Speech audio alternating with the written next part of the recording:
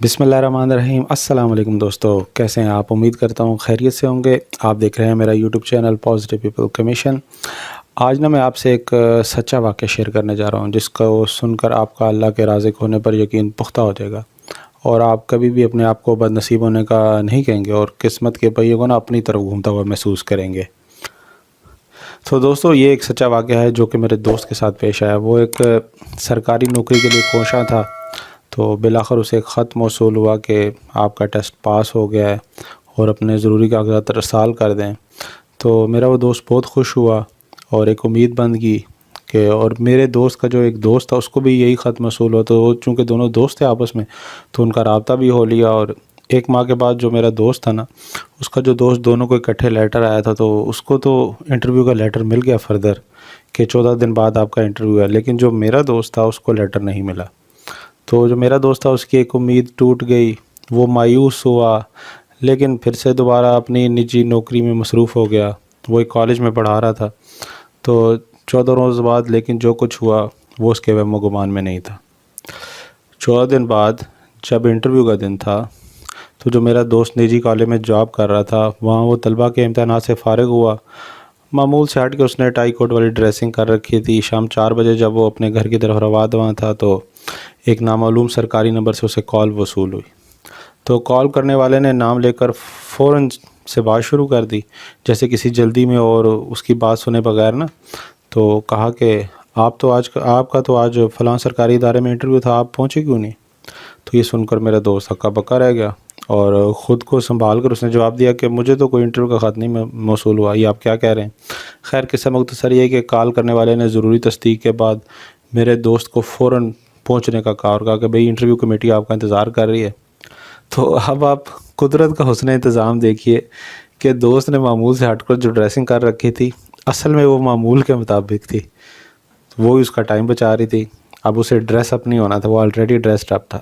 تو وہ گھر پہنچا، کاغذات اٹھائے فوراً سے، والدین کی دعا لی، گھر سے نکلا، ٹیکسی پکڑی، اور تقریباً 1 گھنٹے کی مسافت طے کرنے کے بعد وہ سرکاری ادارے میں پہنچ گیا۔ لیکن رستے میں جاتے ہوئے اس کی کیا بتا رہا تھا مجھے، کہ مجھے سمجھ نہیں آ رہا کہ یہ ہو کیا رہا ہے، لیکن میں لیٹس ویٹ اینڈ سی کی پالیسی پہ چل رہا تھا۔ تو بغیر کسی توقف کے جب وہ پہنچا تو اس کو فوراً سے انٹرویو روم میں پہنچا دیا۔ تو اب ذرا سنیے گا غور سے، جب حاضری شیٹ اس کے سامنے لائی گئی نا، اٹینڈر شیٹ، تو وہ کہتا ہے کہ میں نے دیکھا کہ اس پر پہلے ہی کسی کے دستخط موجود ہیں اس کی جگہ پر۔ تو وہ اچانک سے چونک گیا، لیکن کہتا ہے میں نے بولنا مناسب نہیں سمجھا۔ تو ساتھ ہی تھوڑی سی جگہ پر جگہ بچی ہوئی تھی، تو کہتا ہے میں نے وہاں پہ سگنیچر کر دیے۔ تو کہتا ہے اس کے بعد تو انٹرویو کمیٹی میرے پہ ایسے دھاوا بولا کہ میری انویسٹیگیشن شروع کر دی کہ بھئی آپ کو ڈاکومنٹ سبمیشن والے لیٹر ملے تھے؟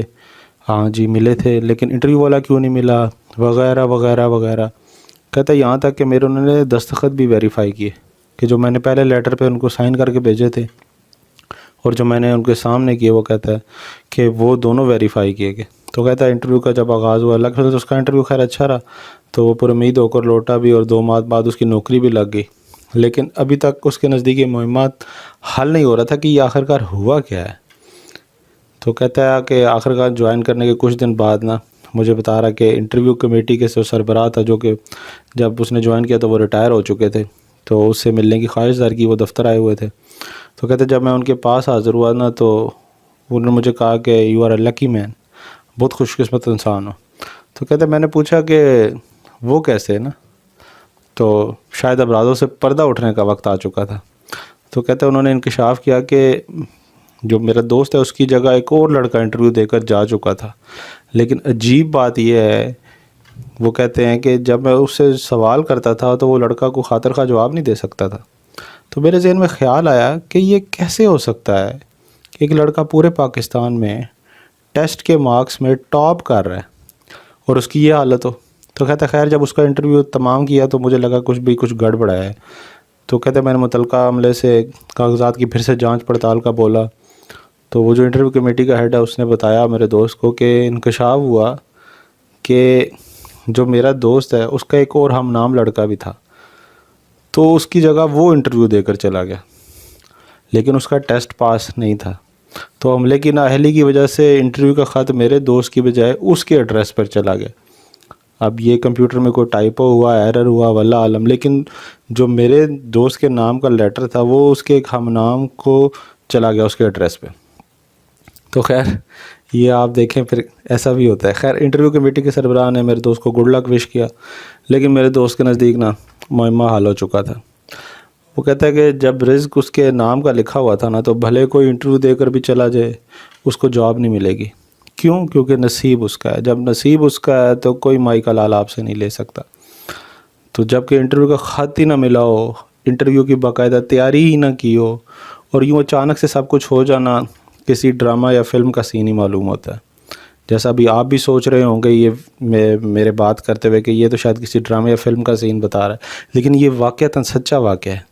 تو جب میرے دوست نے بھی مجھے ابتدائی طور پر بتایا تھا تو مجھے بھی بالکل یقین نہیں آیا. میں نے کہا بھائی یہ کیا باتیں کر رہے ہو، یہ کچھ ڈرامائی تو نہیں باتیں آپ نے گھڑی ہوئی؟ تو ایسا بالکل بھی نہیں تھا. لیکن خیر اس کے واقعے سے مجھے ایک بات ضرور سمجھ میں آ گئی کہ کوئی ہاتھ سے چھین کر لے جا سکتا ہے لیکن نصیب سے نہیں. امید کرتا ہوں کہ دوستو اس سچے واقعے میں چھپے پازیٹیو میسج سے آپ کا بھی اللہ کے رازق ہونے پر ایمان پختہ ہو گیا ہوگا.